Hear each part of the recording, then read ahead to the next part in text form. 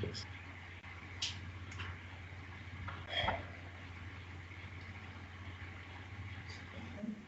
All right, fans out there, we're back with another episode of the AC podcast. I missed you guys last week, took a bye week, took a week off, but I'm back with a whole lot of information. I have a special guest with me from last year's last episode of the season. Obviously, I picked the Super Bowl right.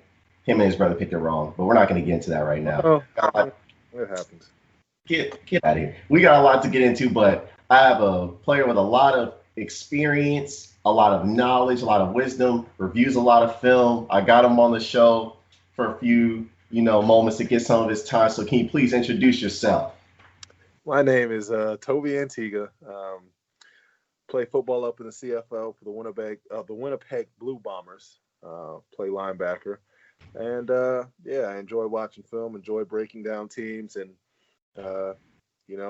allowing people to see what really goes on to why teams are successful and why they're not.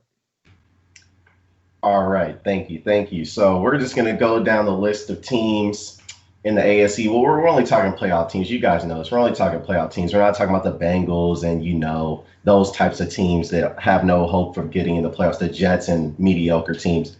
But we're going to start with the number one seed, the team that I think is the best team in the NFL, the Kansas City Chiefs.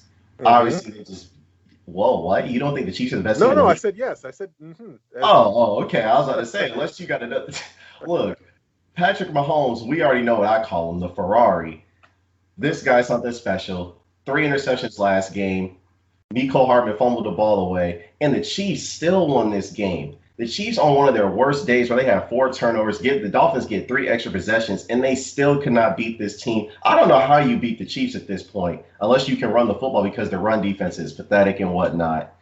Linebacker spot is severely questionable. Their secondary, some of these dudes can be had. Bashad Breeland, Charvarius Ward, and these boys, Daniel Sorensen, those guys, they can be had in the secondary. He's solid. Sorensen is a solid player. He's okay. I like him. I don't love him though. I like him. He's a smart player. He puts himself in positions to make plays. But the Kansas City Chiefs are, like you said, the best team in the NFL. The only team that has, proven to give them difficulty are the Las Vegas Raiders, who aren't in the playoffs right now. Yeah, the Las Vegas Raiders have the blueprint on beating the Kansas City Chiefs, and they do it with a strong running attack and attacking the middle of the field, and that's just John Gruden's offense. They play good defense, although in their last matchup, their rookie safety, Jonathan Abrams, made a terrible mistake in trying to stop Patrick Mahomes from running and gave up a touchdown. Travis Kelce, I believe. Yes, that was terrible. So he has a stain in my eyes just from that. Look at him and put him in the conversation of up and coming, superstars in the NFL, because good players don't make that mistake. You look at Carolina, Jeremy Chin does not make that mistake. You look at other safeties around the league, Budda Baker, Jamal Adams, they don't make those mistakes. So if you want to be, up in the conversation of good safeties, you cannot make boneheaded, stupid mistakes like that. And Jonathan Abrams made that mistake, unfortunately. He has to, bounce back from it and put games together.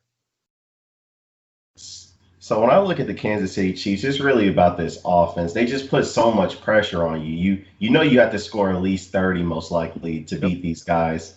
And Patrick Mahomes, I just look at him, it's hard for me to pick anybody else. Like, even when my Steelers were 11-0, I'm saying the Chiefs are the best team in the league. Because one team has Patrick Mahomes. Like, he's the great equalizer to me. He can erase anything. It doesn't matter how good you play. You cannot keep this guy down. He will find a way to win games. And when I look at it, and I'm looking at the playoffs, I'm just like, no one has number 15. That's just what it comes down to. I don't care how great the Steelers play on defense. I don't care how, like, if that was the matchup, I wouldn't pick the Steelers to win that game, because I don't care how good their defense is, and it's great, it's elite. But Patrick Mahomes, he's just special. He's just a different breed, and I just don't see any way anybody can stop him. I mean, he's beaten all the teams that are currently gonna make the playoffs. I think he can beat all these teams. The Bills, he's already beaten them. The Titans, you The saw what he Bills did to them. and the thing with beating Patrick Mahomes is it's a total team effort. You get to play It's a perfect game. offense, defense, and special teams. That's how you beat the Kansas City Chiefs and Patrick Mahomes. If you go back and you watch the Buffalo game, the Buffalo Bills had a great game plan, against Patrick Mahomes and the Kansas City Chiefs. They basically went into the game saying, "We're not going to allow Patrick Mahomes and Tyreek Hill and McCole Hardman to run down the field and get open and take these big plays. We're going to force Patrick Mahomes to methodically move the ball up and down the field."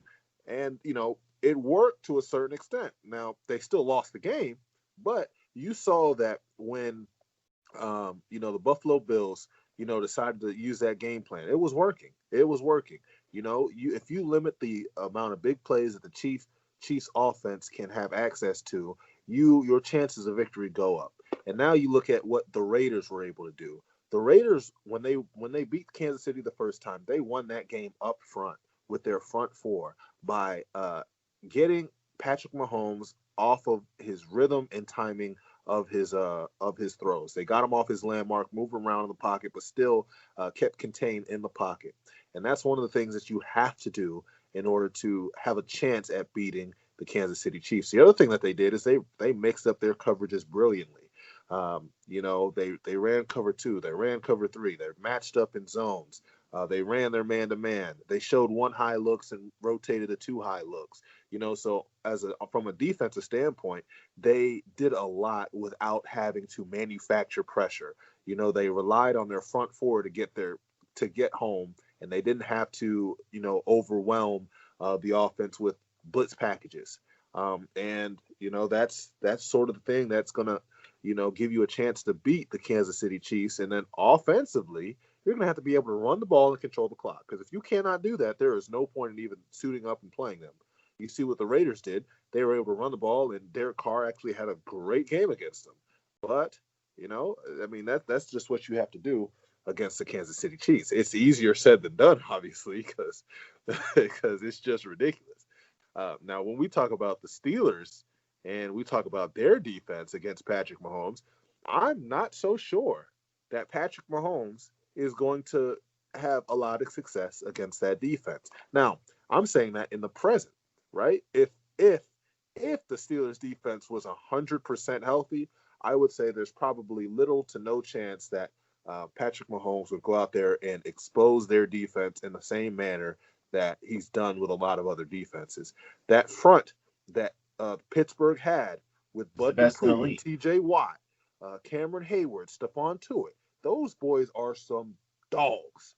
And T.J. Watt, best edge rusher in football. He's best edge rusher. He has everything over Myles Garrett. He has more tackles for losses in his career, more sacks, more quarterback hits, pass deflections, interceptions. This season. He's better than Myles Garrett. Okay, that's another conversation for another day. He's the best edge rusher in football. Okay, I'll give you that. I will give you that, although I could make the argument for Myles Garrett. But the Pittsburgh Steelers have exactly what has proven to give Mahomes trouble, and that's a disruptive front four. Now, obviously, they lost their linebacker Devin Bush earlier on in the season. And Bud Dupree. But if this team was healthy on defense, I would actually favor the Pittsburgh Steelers to limit the amount of explosive plays and limit what Patrick Mahomes could do offensively.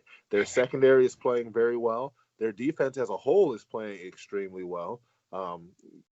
Now, disregard the last couple of weeks, but I'm talking about the totality of the season. Well, here's my thing.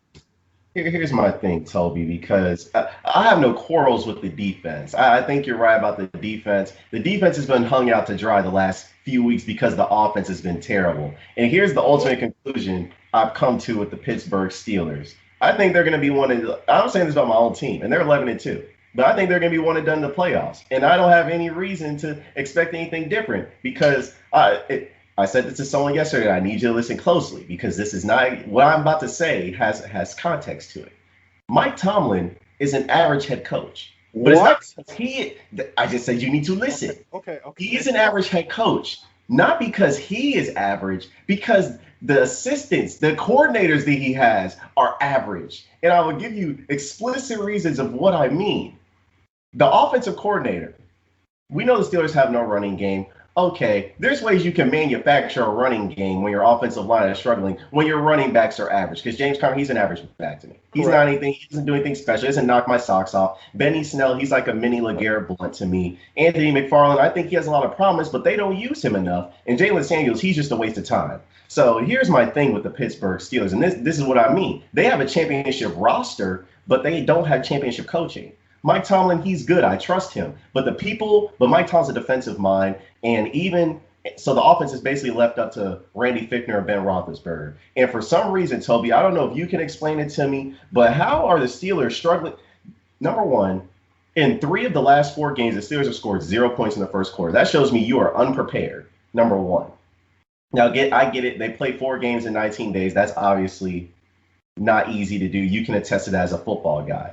But my problem is that the Steelers have James Washington, Juju Smith-Schuster, Chase Claypool, who's been a rookie standout, and you have Deontay Johnson, who's other than dropping the ball, he's leading the team in receiving yards.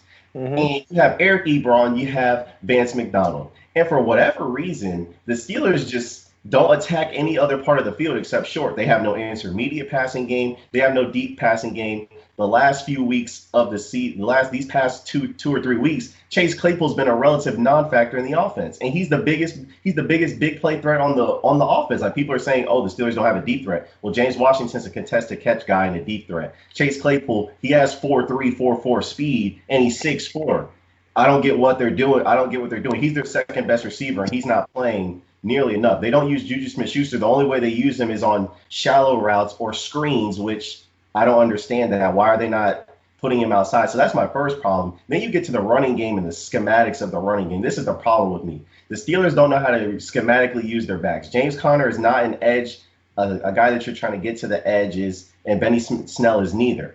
But for whatever reason, the Steelers try to run power plays, stretch plays, outside zone plays with these guys when those plays are specifically designed for a guy like Anthony McFarland. Now, I get it, he's a rookie, but I've seen him produce before. He did against Ohio State. This is the big boy leagues, but they're not giving him any chances. That's my first. So that's my second problem. And then my third problem is this. Okay, if you can't manufacture a running game and your passing game is struggling because your passing game is predictable now, why are you still continuing to trot out a running back in these empty sets? And that's Jalen Samuels. Why not put Chase Claypool, Deontay Johnson in the slot, Juju Smith-Schuster, James Washington on the outside, and then put Eric Ebron or Vance McDonald in there as the 5th receiver instead of having 4 receivers or 3 receivers, a tight end, and then Jalen Samuels stand out there like as a de facto screen guy while the other 4 guys run routes, and it's like, oh, he's a check down. He's basically taking up space for no reason. And so when I'm looking at that, and then I watched the Buffalo Bills game, and the defense, they hung their hat in there as well as they could,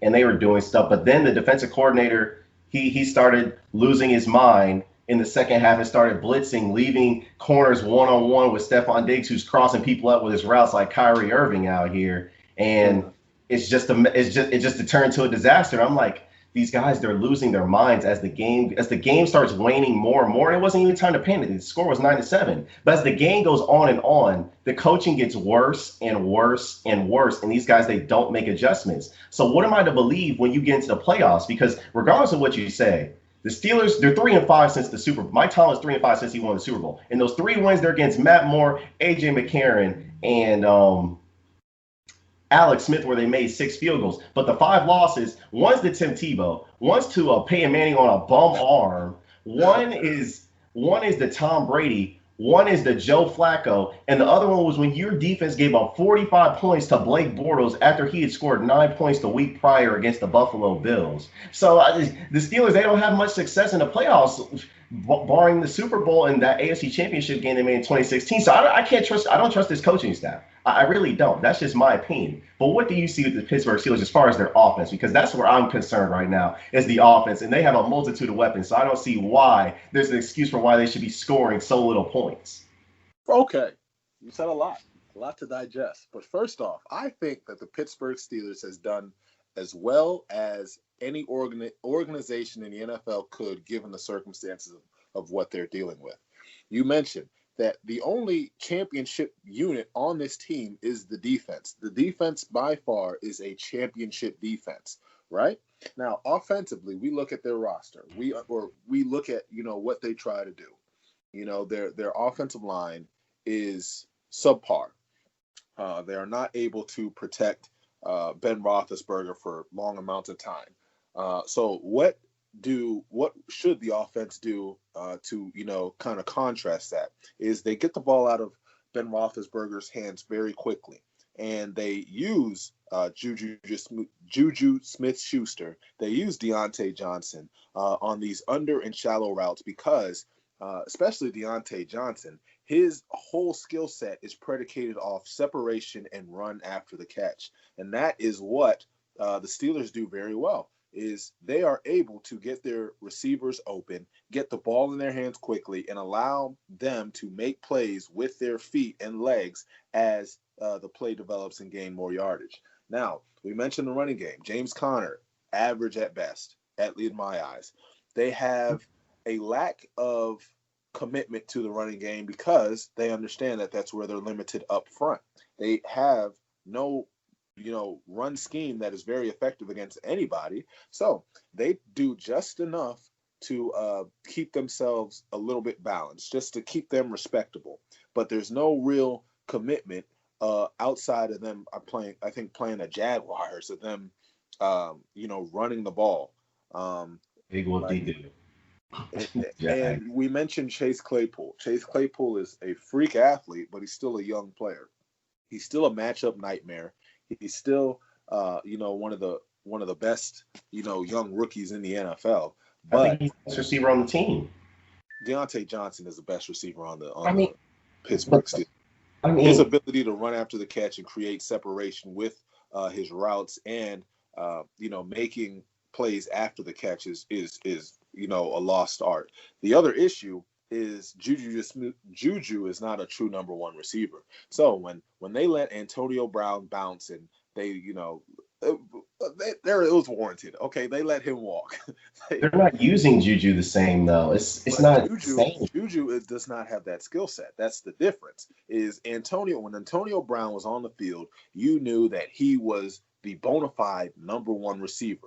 He was going to take all these coverages, and Juju was going to have success in the role that he had that was under Antonio Brown. You take Antonio Brown out of the equation, and now you have Juju Smith-Schuster in this number one receiver role, and that's not where he thrives at. His skill set is not indicative of a number one receiver. He is a complement. He's a complementary piece in just about any offense in the NFL. He's not a dynamic number one. He's a solid number two. He is the Mohamed Sanu to Julio Jones, 2 years ago. That's what Juju is. Now, if you try and force him to be the number one receiver, you're going to be very disappointed in his production because you're not going to see the numbers that you would anticipate seeing and expect seeing. So that's another issue. Now, they have done a good job getting the most out of their players on the offensive side of the ball because, like we mentioned, that their running game is limited and their pass protection is limited. But to be 11-2, that's what they are, 11-2 now. Mm-hmm. To be an 11-2 team with no running game and no ability to pass pro beyond 2.5 seconds, that is great. And the reason why they're able to do that is because they've been playing great defense. They disrupt quarterbacks and offenses consistently. They create turnovers with Minkah Fitzpatrick, and they score on defense. Like Joe Hayden just had a pick six, 2 weeks ago?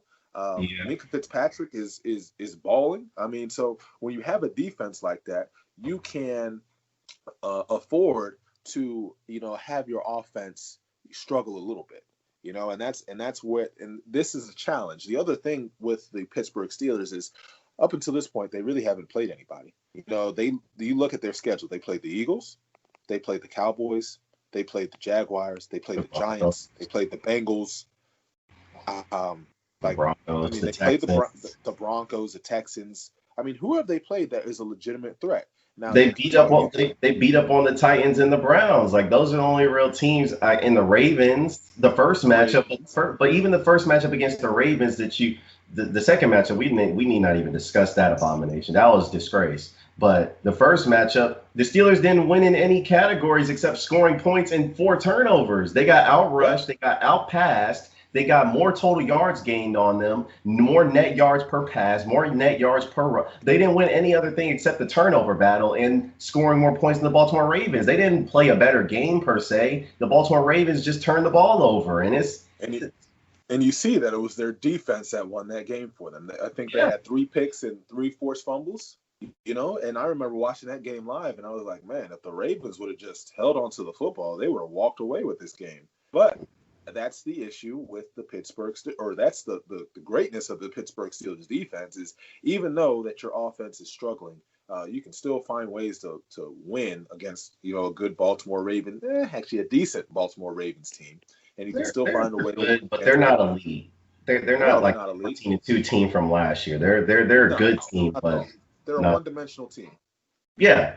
They lack a passing game, which has been the problem with the Baltimore Ravens going back to when they lost in the playoffs. I mean, so here's my thing. So the receiver thing, I think this is my opinion. Well, you say Deontay Johnson. I think he's the best all-around receiver on the team because he's developed as far as route runner, run after catch, separation, all that jazz. So if you tell me who's the best all-around receiver, yes, I agree with you that Deontay Johnson is that guy. But if you're asking me who's the best receiver on this team, it's Chase Claypool to me. I'm looking at it. He's 30 yards behind Deontay Johnson for the team leading receiver. He's averaging 3 more yards per catch, and he's only got 50 receptions. Deontay Johnson has 19 more than him, and Chase Claypool's only behind him by 30 yards as far as receiving yards, and he's leading the team in touchdowns.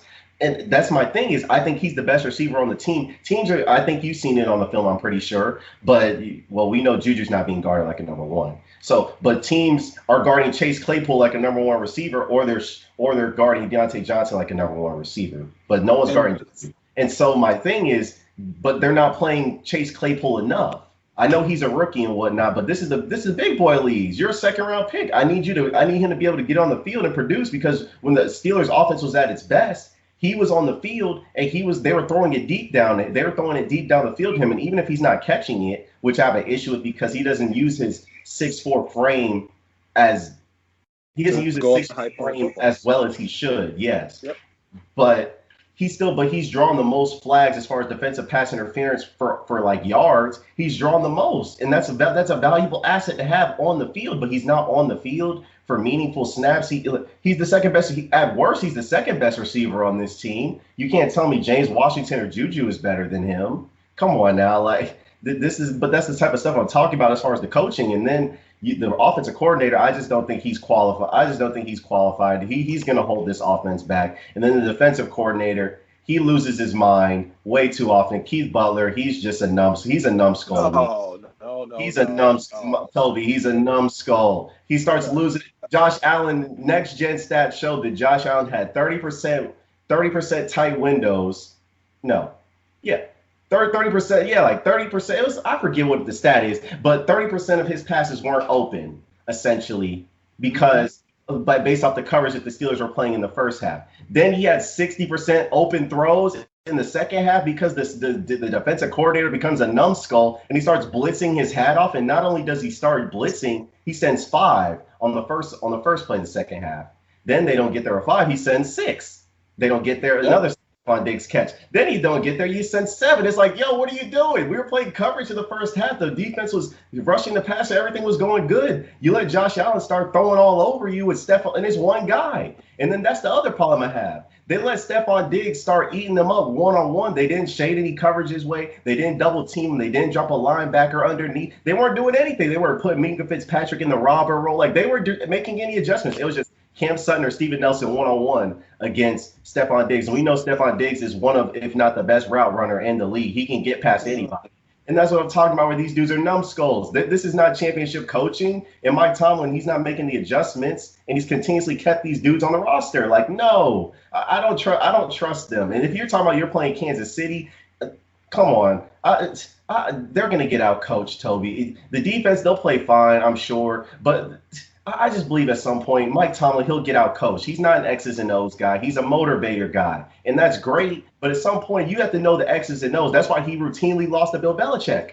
Because he always got out schemed, out coached. And if you're a top 5 coach in this league, at some point you have to be able to deliver the goods. And I know and this is a team that has plenty of talent, so there's no excuse for the Steelers. For this Steelers team, you should borderline get to the AFC Championship game. Anything less than that is a failure this season, as far as I'm concerned. And right now they're looking like they're going to be out in the first round. This isn't championship coaching to me. I can't make an argument that this is. And this is Ben Roethlisberger's arguably his last year, and you're getting 29 touchdowns, 9 interceptions out of him. That's a good year. Like, I don't trust these guys. I'm sorry, I don't. I don't trust them to fix it. I don't trust them either, but I do still recognize that they're still a very good team. Defensively, you talk about, their defensive coordinator calling blitzes. Like, historically, this Pittsburgh Steelers defense has been an aggressive defense. They've been a defense whose whole ideology is getting after the quarterback, right? And they use a lot of exotic blitzes, a lot of exotic coverages to get that done. So going back to the Bills game, at some point, the Pittsburgh Steelers realized that offensively they were not going to get it done. And in order to win the game, the defense had to come through. And in order to do that, they had to get Josh Allen into making mistakes that he normally does not make. Josh Allen has been playing very good ball for the whole season. He's MVP candidate. He's been playing MVP caliber ball, but it's like you lose your mind. You're a numbskull. You're a numbskull. It was a calculated risk. It was a calculated risk that they tried to use. They said, okay, Josh Allen is too comfortable in the pocket. We do not have Bud Dupree. We have to manufacture ways to get pressure on Josh Allen, because Bud Dupree, who would wreak havoc on the other side of TJ Watt, is not here anymore. So now protections are being turned to TJ Watt. And now TJ Watt is being neutralized because there is nobody on the opposite end of him to, take away the chip blocks or the slides or, the inserts or everything like that. But Toby, so that's what you have to do. Touchdown, though. They hadn't even scored a touchdown yet. It's like you're losing your mind. You're down 9-7. You're losing your mind. You played well the whole game. You don't have to force anything. It's 9-7. They're acting like it's 32-20. Like they're losing their minds out there. It's like, it's a calculated risk. I understand it. It's a calculated risk. You try not to allow Josh Allen to feel comfortable going into the second half, because the worst thing that could happen is, okay, you're down 9-7 at halftime, right? Or what was it at halftime? It was 9-7. Yeah. And they didn't score 9-7 at halftime. And you notice that Josh Allen is not panicked. So you anticipate them making adjustments at halftime and coming out and being able to execute their game plan. So as a defensive coordinator, you're saying, man, okay, they're about to come out and they're about to take advantage of the looks that I've been giving them. So now I got to switch it up, because if I stay true to what's been going on in this first half, they're going to come out and exploit us because they have the weapons to do so. So let me try and get this guy uncomfortable in the pocket. Let me try to manufacture some pressure. Let me try to give him some different looks. But the only issue was he was ready for all of that. And that's the issue. But I don't see a problem with the way that he's been calling his play, calling defensively. You look at him throughout the course of the season, and he's done a fantastic job. He's been lucky. Toby, this guy needed 9 first-rounders on the defense to finally field a competent defense. He's been the defensive for 5 years. He's unqualified. He's had defense for 5 years, and up until last year was the first time it's looked good. And it's because of Minka Fitzpatrick. Exactly. Minka Fitzpatrick single-handedly saved this man's job. He's not a good defensive coordinator to me. I'm sorry. If you need 9 first-round picks to field a competent defense, we have a problem. You don't deserve to be coaching. I'm sorry.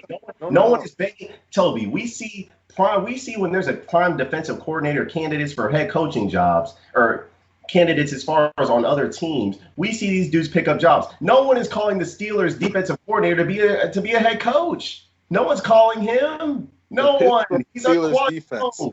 He's unqualified. Defense for the past 2 decades if you know the Steelers defense for the past 2 decades, they are extremely successful when they have dynamic talent at the safety position. You go back to Troy Polamalu, you could talk about Mike Mitchell. Mike Mitchell was a solid safety. You can talk No, about he was Clark. not. Yes, he No. was.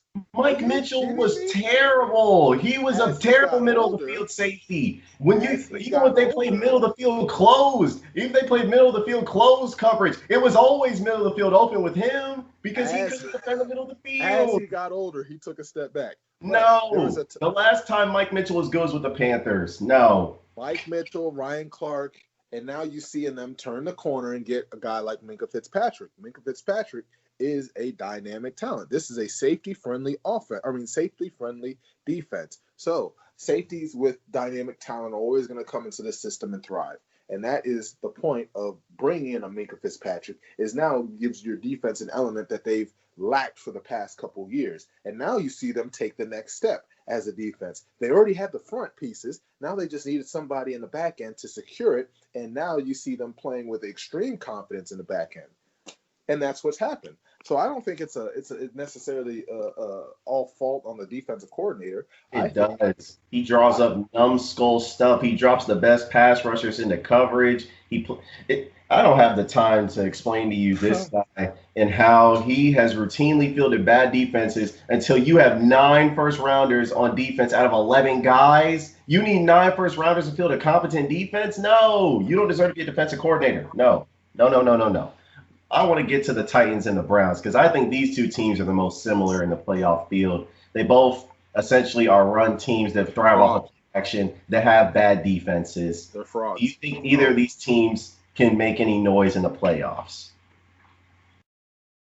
The Browns have the best chance to make noise in the playoffs, and it's because they have the great formula of running the football and playing good defense over the past couple of weeks, outside of last night. They played a good game last night. Their defense. I know, but I'm talking about defensively. Like defensively, you saw Lamar Jackson break pockets and make it was just uncontainable. But prior to that, you see that the Cleveland Browns have been playing very good on defense, and they found the formula that works. They're using Kareem Hunt, they're using Nick Chubb, and they're getting these boys active in the run game and running the ball down people's throats, and therefore setting play action up off of that with Baker Mayfield. Kevin Stefanski has done a phenomenal job with the Browns. He is probably going to be the coach of the year. If he's not, then there's something wrong with the whole system. Yeah, but the Titans, this is why I give the edge to the Browns and not the Titans. The Titans are a one-dimensional team. They're very similar. Now the nod for defense goes to the Browns. The Titans defense has been inconsistent all year. They can't generate a pass rush. They're it's the worst team on third down. Yes. So it's very challenging to try and look at the Titans team and say, oh, this team is primed for success. They do have good pieces on offense. They have Derrick Henry. They have AJ Brown, who is just a monster after the catch. But those two pieces are not enough to win football games in the playoffs, unless you see what the Steelers were able to do to the Titans, and holding Derrick Henry under 100 yards. He had like 75 or something. Stop Derrick Henry, it's a wrap. They don't have a plan B. Exactly. And Ryan Tannehill is not the type of quarterback that you can ask to drop back 30 to 35 times a game and win a game for you with his arms. No, the Titans' offense is predicated on scheme throws. It's not backyard football like you would see with Patrick Mahomes or even with Big Ben a lot of the times. It's, schemed, routes that are being open. And without the dynamic running game, then you won't get these scheme throws. And that's where you see them struggling, is when they get down and they have to come back, that's when you're just like, the Titans are, not set up for this. Now, they did come back against Cleveland, I think 2 weeks ago, but they ultimately still lost the game. They were getting beat down by Cleveland. That was a perfect example. They were getting beat like 41-14. Like, what do you think? 38-3, whatever. They were getting smacked around. I'm like, oh, no. They needed too many. The Titans just don't enamor me, really. They're one dimensional. They got giving up 50-something% on third down on defense. They have no pass rush. I agree with you. The Browns, at the very least, if I had to pick a defense, I'd pick the Browns because they can generate a pass rush. They have Myles Garrett, Sheldon Richardson up front. They have decent talent with Denzel Ward and Ronnie Harrison. They weren't there last night, but they have decent talent in the secondary. I trust the Browns a lot more. Coaching, and then even offensive line. The Browns' offensive line is really, really good. Like that Jedrick Wills pick was amazing. You talk about Jack Conklin pick up in free agency from the Titans. That was great. J.C. Treader in the middle, and then they have two pretty good guards to complement their running game. And then you talk about Nick Chubb and Kareem Hunt. I mean, talk about two top 10 backs on your team. Yep. There's nothing really to discuss. And then their receivers, I mean, this guy, Rashard Higgins, he's doing some things. Jarvis Landry looks good.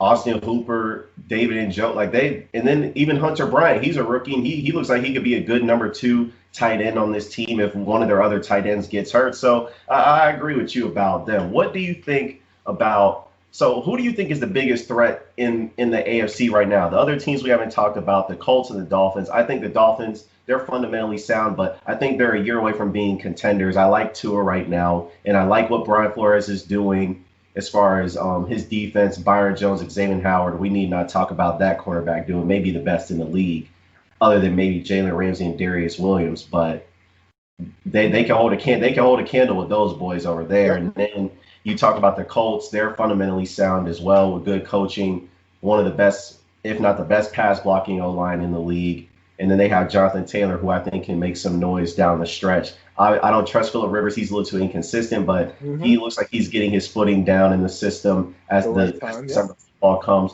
But I'm looking at the team. The team I'm looking at that I think is the biggest threat to the Kansas City Chiefs is the Buffalo Bills. I trust Sean McDermott. He's a defensive-minded head coach. You talk about Tre'Davious White. He's a top 3 corner in this league, hands down. Micah Hyde and Jordan Poyer, no slouches as safety. Pass rush is a little questionable, but I trust Sean McDermott to find a way to figure that out. And then you talk about their defense has regressed, obviously, from being number 2 ranked last year. But we've seen that's predominantly mostly because they're missing the middle of their defense with Matt Milano and Tremaine Edmonds. We see how valuable they are to that defense. They're big, beefy guys that can also cover and are rangy and can, really run sideline to sideline. So I look at the Bills also with their passing attack. Stephon Diggs, we need not even say his name any longer. John Brown, Cole Beasley in the slot, Gabriel Davis. I think they're the biggest threat right now. If I had to choose a team between all these teams in the AFC, I think the Bills, because they can throw the football. I think you have to be able to throw the football to defeat Kansas City, because there's going to come a time in the game where it comes down to you versus Patrick Mahomes, your quarterback versus Patrick Mahomes. And if you can't throw the football, I just don't see you being able to beat the Kansas City Chiefs. So of these teams that we've talked about so far, or the teams that are in the current playoff picture, which of these teams do you think is the biggest threat? That's a tough question. And you say the Bills, and I see the reasons why you say that. To me, the Bills are just a watered down version of the Kansas City Chiefs. They're dimensional, but they're an explosive offense. You look at Josh Allen, what he's been able to do this year. He's having an MVP type year. Will he win it? Probably not. Aaron Rodgers is still a bad MVP leader, right? Yes, but when you talk about the Cleveland Browns, have the formula. Why I do not trust the Buffalo Bills is because I don't think that they have enough up front. And you talk about Sean McDermott. Sean McDermott understands that. So what is he going to try and do? Is he's going to try and blitz and try to compensate for his lack of natural pass rush. Well, you can't blitz Patrick Mahomes because he's going to take advantage of that every single time. So the teams that I say would have a legitimate shot at unseating the Kansas City Chiefs are teams with a good front. Teams like Pittsburgh, teams like Cleveland, and then teams like Indianapolis. Now, Indianapolis is underrated in terms of their pass rush, but they're very productive. They still got Justin Houston playing at a high level. They still have, a couple of, I forget these guys' names actually, but, their pass rush is very productive. So it's teams like that. And then I don't think we should sleep on the Miami Dolphins. The Miami Dolphins have turned a lot of heads this year, and they've been doing it quietly. They've been doing it very quietly. They're ahead of schedule. And their defense has been playing very good. Tua is still struggling, from time to time. But you see that with Tua in the game, it gives them a different dynamic to their offense. It gives them the ability to get outside the pocket and make throws. It moves the launch point for the quarterback. And as a defense, it's hard to adjust to that. It's hard to game plan for that because now with Ryan Fitzpatrick, we knew that the launch point for Ryan Fitzpatrick was going to be behind the center. With Tua Fitzpatrick, you don't know that. It may be out on the perimeter when he's running these boot actions. It may be, there's a lot more that you can do with Tua. Does he need to progress, leaps and bounds to have them as a serious contender? I do believe so, but I do believe that, apart from, their injuries at the running back position, and the injuries at the wideout position. I think Devontae Parker's a very good receiver. They lost their Preston Williams earlier this year. If they would have had him, he would have made a huge difference. But I'm not sleeping on the Dolphins. I think that they have enough to get by. They have a tough team, a tough mindseted team with Brian Flores coming in from New England. They have enough to survive. Do I think that they get past the Chiefs? No. But no. I think that they are able to, make it out of the wild card in the AFC, depending on who they're playing. I think so. I agree with you about the Dolphins. I just think they're 1 year away. I think they need now they have their quarterback. They just need to surround him with weapons. Like I like Gesicki, I like Devontae Parker. I think they need to look at getting one of these top receivers in the draft as far as Jamar Chase, Jalen Waddle. They need to invest in the offensive line. I think. Well, yeah, that too. But I think their defense. Call me. Their defense is good. I don't think Chris Wilkins is the answer there. He just drafted a year 2 years ago. He hasn't done anything in 2 years. He's like. We'll give him some more time. But I think Brian Flores knows what he's doing, though. I think he's established a culture and identity as far as what he wants his defense. He's going to invest heavily in the secondary. He's learned that from Bill Belichick.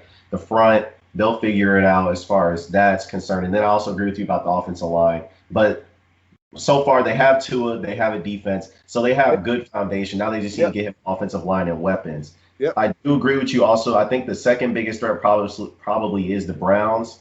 The Colts, I just don't trust their quarterback. I just don't trust Philip Rivers. I think the Colts could be an underdog because if they get hot at the right time, they will be extremely dangerous. You see what they've been able to do, getting T.Y. Hilton more and more involved in the game plan these last couple of weeks. You see Philip Rivers not turning the ball over as much as he has been previously during the beginning parts of the season. So, they are on the cusp of turning the corner and becoming a really hot team. And in the NFL playoffs, it's not about who's the best team. It's who's the hottest team. And the Indianapolis Colts may just be that team to, push the envelope on, unseating the Kansas City Chiefs.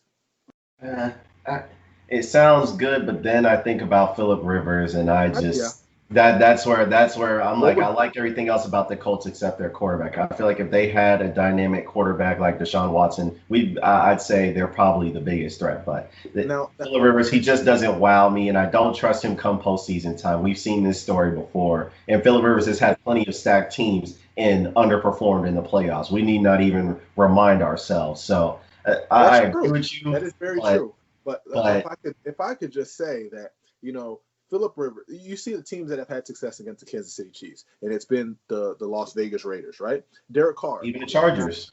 Not a world, and the Chargers. You see, Derek Carr is not like a world changer, a world beater. But what I'm saying is that the Colts have done enough offensively. They're getting T.Y. Hilton involved in the passing game. They're staying committed to their running game with Jonathan Taylor. They're using Nyheim Hines in the passing game. So as a defense, now you're starting to panic. You're starting to understand that you have a lot of different weapons that you have to account for. Oh man, T.Y. Hilton is coming back to form. Coming back to his Pro Bowl form. Oh, man, they're using Nyheim Hines out of the backfield and splitting him out wide and using him as a true receiver. Oh, man, they're using Jonathan Taylor, and they're actually committed to the run game, and he's going off. Man, this team might be dangerous. So as all of these pieces start to expand and start to progress, it limits what Phillip Rivers has to do at the quarterback position. And when you limit what Phillip Rivers has to do at the quarterback position, the overall structure of your offense is going to grow because it's not all on his shoulders. If you look at what he's done in San Diego when he was with Los Angeles Chargers and the San Diego Chargers, he did a lot of his success came with when he had LaDainian Tomlinson, when he had an established run game, when he was asked to go and throw 60 passes a game, no exaggeration, you saw that he was able to put up numbers, but he was also throwing it to the other team. So, I think that, they have a good structure around him. They have a good defense. Their corners are suspect at times, but, I think they have enough to walk into Arrowhead and have a legitimate, confidence about them. I think in the secondary, they're going to have to play a lot better, but I think they have the tools to get it done. But I don't think it's going to get done. So I don't think anybody beats the Kansas City Chiefs coming out of the I don't think so either. So transitioning to the NFC, we look at some of these playoff teams. We have the Packers, the Saints, the Rams, right now the Washington football team. We don't know how the NFC East is going to play out, obviously, but one of these sorry teams is going to get a playoff berth, unfortunately. Then Seattle, the Bucs, and the Cardinals are the three wild cards. I look at all these teams, and I just don't feel like any of these teams can beat, because I just think the Kansas City Chiefs are coming out of the AFC. So I'm thinking, which one of these teams do I feel like can beat the Kansas City Chiefs? I think about the Packers, but the Packers are a finesse team. We've seen them get beat up on by the Tampa Bay Bucs, and speed on defense bothers a defense that's fast and physical like the Bucs bothers Aaron Rodgers and their receivers. And then you look at their front on defense, you can run over these dudes. You can punk them, unfortunately. And so I don't trust them. The Saints, I think I like the Saints, but then I saw them lose to the Eagles, and I'm just like, here we go with the Saints again. A different Eagles team. Yes, but my thing is with the Saints is my thing with the Saints is this: they're undefeated. Well, they were undefeated with Taysom Hill, but they played the Falcons twice. I mean, big whoop-de-doo. And then they played the Broncos, who had a wide receiver and quarterback, and Taysom Hill threw for 78 yards. This team needs Drew Brees back ASAP because Taysom Hill, he's not a quarterback. He's not a starting quarterback. He's a backup at best. And so I'm looking at that, and the Saints, I just don't see nearly enough explosiveness, and their secondary can still be had. We saw them give up the most 40-plus yard plays this season, so I still have reservations about them. And then their last three playoff time, the last three times we've seen them in the playoffs, Drew Brees wasn't the best quarterback on his own team. They lost to Kirk Cousins. Then they lost to the Rams. We can talk about the pass interference call, but they weren't the better team that day, unfortunately. Drew Brees threw a pick in overtime. They got the ball. And then the year before that, they lost to Minnesota again on a miracle. The Saints team just does not feel like it's destined. Then you get to the Rams. I like the Rams. I feel like they can be the best team in the NFC, but Jared Goff, he scares me. I like Jared Goff. I think he's a very good quarterback. I don't think he'll ever be elite, but I think he's a very good quarterback. But on any given Sunday, he can look like the worst quarterback in the league, i.e. the Miami Dolphins. See that game. Washington, we know whatever team comes out the NFC, they're not Super Bowl contenders. So we need not even talk about any of these teams. Washington, they're ahead of schedule. They got a nice defense, Terry McLaurin's nice. Antonio Gibson's nice. But other than that, we need not even talk about any of these other teams in the NFC East. The Giants, they got a nice defense. Other than that, there's nothing to brag about there. The Cowboys, they're dysfunctional. The Eagles, they're dysfunctional. We don't want to see those teams in the playoffs. Seattle, I have major reservations about their defense. And for the life of me, I don't understand why their defense is so pathetic. But it is, and they have plenty of talent. So I don't know about that. I think their scheme is a little too predictable because so many defensive coordinators are so many teams, so many coaches have left that coaching tree as far as the defensive coaching tree. We're talking about Ken Norton, Dan Quinn, Gus Bradley, who all run this cover three scheme. And it's spread out so league-wide. The teams have figured that out. And I just don't know what else to do with Pete Carroll and his defensive scheme. It's not very hybrid. It's just very predictable. They line up and they play their coverages, cover three, cover one. I think they can be had, and I think that's why they've been had. We see against even the Dallas Cowboys, they lost the game, but they were throwing all over them. You see the Buffalo Bills throw all over them. They lose to the Giants. The Bucs. Well, I have some questions for you about the Bucs, but we'll get to that. And then the Cardinals, I just feel like they're inexperienced. That's my takeaway. They struggled they struggled the last 5 weeks. Other than that miracle throw against the Bills, they would have lost five straight. They got exposed against Bill Belichick. The Cardinals, they're still an inexperienced team. Found out. They've been found out. I mean, the NFC picture is very cloudy at the moment because you want to crown somebody favorite, but you just don't know who. Exactly. And, but I think in my opinion, the favorite is Aaron Rodgers and the Green Bay Packers. What they're able to do offensively, regardless of what their defense does, is just ridiculous. They have two. I'd say they probably have the second best backfield in the NFL behind the Cleveland Browns. They have Jamal Williams, and they have Jamal Williams as a tandem. I think those are their number two. Obviously, you have Derrick Henry and others, but as a tandem backfield, I think they have the second best. Now, you see what Aaron Rodgers is able to do with Devontae Adams. Now, what would take this offense to the next level is another receiving threat. Like, I would have preferred that they would have went out and got Willie Snead before the trade deadline. I think that would have added another dimension to our offense. That's why so many people are mad, because they didn't draft a receiver. Like, can you imagine this offense with someone like T. Higgins or like Brandon Ayuk or like Chase Claypool on this? Can you imagine this offense? Can you imagine? Yeah, and then I think Matt LaFleur has done a great job offensively.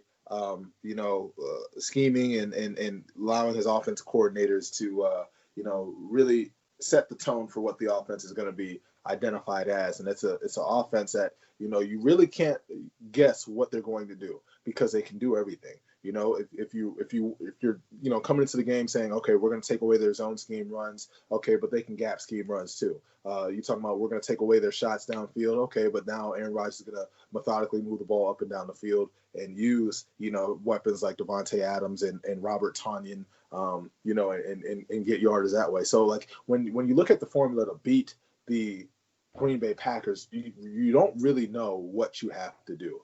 Of course, it always starts up front, but you don't know outside of that what are you going to do? I look at the Seattle Seahawks. The Seattle Seahawks are a difficult team to understand. And, throughout the first 5 or 6 weeks, we were saying, "Oh, this team is Super Bowl bound. Russell Wilson is going to be the MVP." You see, like the past 6-7 weeks, it's just been like, man, we don't know which Seattle team that we're going to get. The defense did get better with the addition of old boy from Carlos Dunlap. He's all right, but he can't save the defensive line. Their line was severely lacking in the pass rush department. So they went out and got Carlos Dunlap, and he's been an assisted help. He's helped them generate more pass rush. Now they still have a lot of things on defense that they need to solve. I think Jamal Adams is one of the best safeties in the NFL, but I don't think he's the best. I think he struggles in coverage from time to time. Do you think he's made the difference that was for the price they paid of 2 first-round picks? Because this defense looks terrible, and I get Jamal Adams, he's an elite safety, maybe not the best safety in the league like some others were proclaiming him to be, but I just don't see the impact as far as like when they put him in this defense and this scheme. Like, yeah, he's got the most sacks for a defensive back in league history, but like you're talking about with coverage, I just don't see the impact that was worth 2 first-round picks for this guy. Like, I just don't see it. Do you see it? So what we have to remember is that under Pete Carroll's defense, their secondary has always been great when matched with a dynamic front. And we look at, from back in 2017, 2016, when they had Frank Clark, when they had Michael Bennett, when they had, those boys up front that could actually get some pass rush and be dynamic, you saw that the back end flourished with Earl Thomas and with Cam Chancellor. And, go back to the Legion of Doom. Like, they were up front, they were dogs, and they played complementary football. The issue with the Seahawks defense now is they cannot play complementary football. It's never really that the front is ever playing phenomenally. They're playing decent at best from time to time, and then other games they're playing terribly. And when they're playing terribly, you see that the secondary is getting exposed, not because of a lack of talent, but because they just don't have that overall chemistry from a defensive standpoint. And that's something that they need to address now, because while that happens on the defensive side of the ball, you have Russell Wilson on the offensive side of the ball shouldering more and more of the load, feeling like he has to carry this team. And I don't care who you are. Whenever you feel like you have to carry a team, you're going to start reaching. You're going to start trying making every single throw. And that's never a recipe for success even for Patrick Mahomes. But now I talked about the Seahawks. We just talked about the Packers. Let's move on to the Bucks. The Bucks are a frustrating team because you look at their roster and you're like, man, they should really, really be a strong the best team. Exactly, coming out of the NFC. But you look week to week, you watch their games, and you're just not sold because they lack an identity. What they try to do offensively, they try to run the ball, but when they are unable to run the ball, you see them just abandon it. And when they abandon it, they become too predictable. Now they have pieces. Gronk. People say Gronk has taken a step back. Gronk is still very, very, very good. He's all right. No, he's still very, very, very good. He's all right. He has moments where he looks like old Gronk, but he's not like 2017 Rob Gronkowski. He's not that. Like he's still a matchup problem. He's still a good guy. He's not great. He's good. The Bucks don't move him around in the same way that the Patriots used him. When you look at Antonio Brown, when you look at Mike Evans, when you look at it, really starts up front. Their offensive line is not able to protect Tom Brady for the prolonged amounts of time that he needs to push the ball down the field consistently. And this is what Bruce Arians' offense is made up of, is a vertical offense. With Jameis Winston, you saw that the offensive line struggled still, but Jameis Winston is a much more athletic quarterback, so he's able to buy time and move around the pocket and take shots down the field to Mike Evans and Chris Godwin. But that's not Tom Brady. Tom Brady is not at the stage of his career and has never been at a stage of his career where he could move around the pocket and extend plays with his legs and then throw the football. So there is a line here that they need to cross in order to really establish themselves as a great defense. Todd Bowles has done a great job with the defense up until Kansas City, when I don't know what he was thinking when he came to the game and he said, okay, we're not going to double Tyreek Hill. We're going to single cover him with our slowest corner. We're not going to do anything. We're just going to play our base defense and see if they can expose us. And that's exactly what Kansas City Chiefs did. So I don't know what he was doing there, but for the whole of the season, they've done a pretty good job. It's been the offense that's been holding them back because of their inconsistency. One game, they look like Super Bowl contenders. The next game, they look like they're not even going to make the playoffs. And that's the story with the Bucks. The story with the Rams. Hold on. Before you leave the Bucks, because I have this problem with the Bucks because you see, this is my thing, and I don't think Tom Brady's getting enough blame because people shifted a lot of blame on Jameis when he was out here throwing a boatload of interceptions. But I don't know what it is. I don't know if people are trying to defend Tom Brady, but every time this guy throws a pick, everyone's making a defense of it, and I just don't get why. Like, he throws bad throws against the Rams. Oh, the receiver's running the wrong route. He plays a terrible game against the Saints. Oh, well, it's because of this. He's throwing like the guy. He played bad. Let's just say he played bad. It's okay that Tom Brady is 43 years old. He has a bad game, but it seems like all these commentators every time I watch every Bucs game, and every time this guy throws a pick, it's an excuse behind it, and I don't get why. I don't get why Tom Brady gets excuses when he chose this team, number one. Number two, other than Patrick Mahomes, he probably has the most weapons in the league and the deepest amount of receivers in the league. You have Mike Evans. You have Chris Godwin. You have Antonio Brown. You have Rob Gronkowski. You had O.J. Howard, Cameron Brate, Scotty Miller. This kid, Tyler Johnson, he's a rookie, but he can do some things in limited action. Then you talk about LaShawn McCoy. Well, forget LaShawn McCoy. We don't need to talk. He's not. But we talk about Rojo. I like this guy, Keyshawn Vaughn, but they're not playing him enough. And then you talk about Leonard Fournette. He doesn't even deserve to be getting playing time right now because he drops passes, and then he's useless in the running game as far as I'm concerned. He just doesn't look the same. And so we're talking about that. But Tom Brady has a litany of weapons. And I see all these things, and everyone keeps blaming the coaching. They're blaming the defense, Byron Leftwich, Bruce Arians. Like, it's everybody else's fault except Tom Brady. And for the life of me, I don't understand why everyone else is blaming everybody else when Tom Brady's playing bad. And you mentioned the thing about him being pressured. And it's funny how most of their losses are against teams that have an interior guy that's pretty elite at their position. You talk about the Bears, Akeem Hicks up the middle. Like Tom Brady does, you can forget the edge pressure. Tom Brady can always step up in the pocket. But if you're getting interior pressure, that's different. We talk about the Rams with Aaron Donald. We talk about the Chiefs with Chris Jones. We talk about the Saints with Trey Hendrickson. Even Cameron Jordan can slide inside. Like, we see those teams. Those are the teams that can pressure you up the middle and push the pocket. But I just look at the investments and what Tom Brady has, and then you even look at the draft. They drafted a tackle with a top 10 pick. So as far as I'm concerned, Tom Brady doesn't have any excuses to me. That's just my opinion. I don't think Tom Brady has any excuses to period. He doesn't have any excuses. He I has think weapons, offensive line, running backs. And the other thing I want to say, and I want to get your opinion on this, is people keep saying that the Bucs need to run the ball more. And my mindset is this. Well, the Bucs aren't built to run the ball. Their offensive line isn't a power blocking line that's going to road grade you. This is a team that is built to drop back and throw the ball. The difference that we lamented as far as Tom Brady supplanting Tom Brady and replacing Jameis is that Tom Brady is going to have good decision making and he's going to be accurate. Mm-hmm. Those are the two main things for why you get Tom Brady. You take away Jameis Winston off this team. And so my thing is that this team is not built to run the football. They're built to throw it. You have Mike Evans, you have Chris Godwin, you have Antonio Brown, Roderick. Like, you have all these weapons. You're not built to run the ball 30 times or 25, 30 times with Ronald Jones. And that's a staple of Bruce Arians' offense. Like, what I would charge or what I would submit to you and challenge you to do is think about any offense that Bruce Arians has had control of. Name me the 1,000-yard rusher, the dynamic talent at the running back position that he's had. Only David Johnson, but that's about it. He hasn't. He has never been a coordinator that is really committed to the run game. He's more vertical passing and exploiting things in the secondary. So, going into the season, I never had an expectation that the Bucs would all of a sudden become this dynamic running force.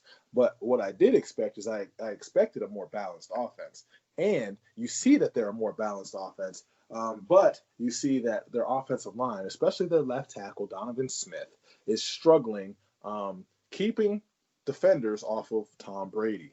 And I think that is the number one issue. I think Tristan Wirfs is a solid pick. Mm-hmm. Very good. You saw the way that he shut down Joey Bosa when they played the Chargers, early on in the season. I think he's a solid pick, but I think that they need more of an investment up front. You saw that they were injured these past couple of weeks. They're just now returning to health. So we'll see how they're able to move forward and execute the game plans going forward. The issue with the Bucs is they are not good enough to be one-dimensional, although that they have all these weapons. When we talk about, the Buffalo Bills, they are very good at being one-dimensional. When you talk about the Kansas City Chiefs, they are very good at being one-dimensional, but the Bucs are not good in the same breath at being one-dimensional. If they cannot run the football, they will not be able to throw the football. And that's what we've seen consistently over the course of this season is the times that they are successful, they're able to run the football.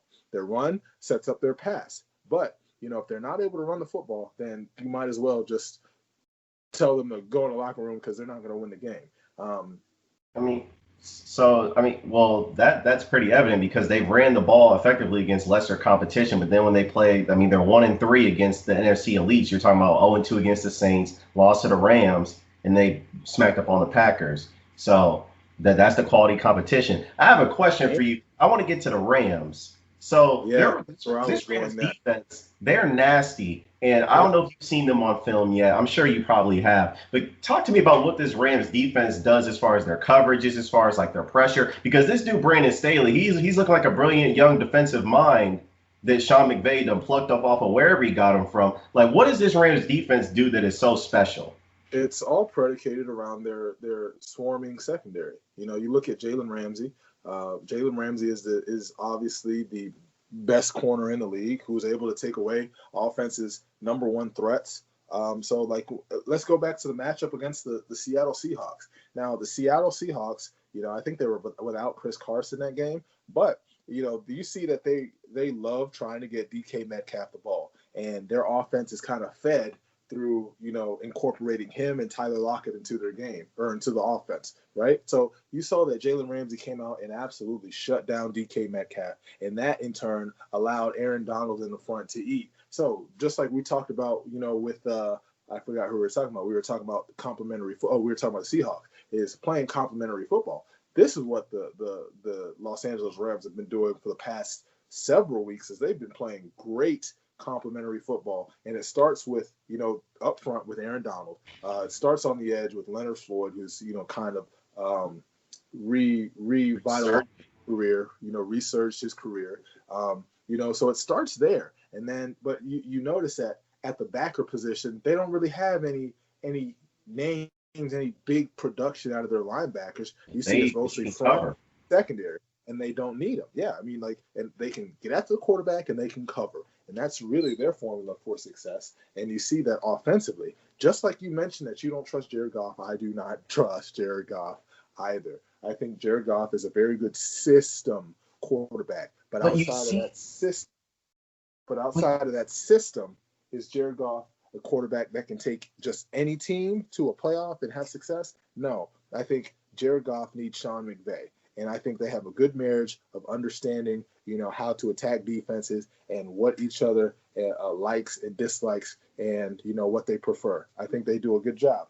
Now, I think, if you're able to stop, I think obviously their offense is predicated on a wide zone principle and getting the quarterback into nakeds and boots and, getting them out on the perimeter. So the issue for the Rams is going to be facing a team that actually stops and limits what they do in the run game, because you see that it's a host of backs that they have. They have Cam Akers. They have, what's his boy's name? Malcolm Brown. They have, what's this other one's name? Henderson.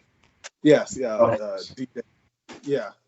You see they have a lot of backs that they're able to use. So it comes down to a matter of, can you neutralize that offensive line in that running game and make them one-dimensional?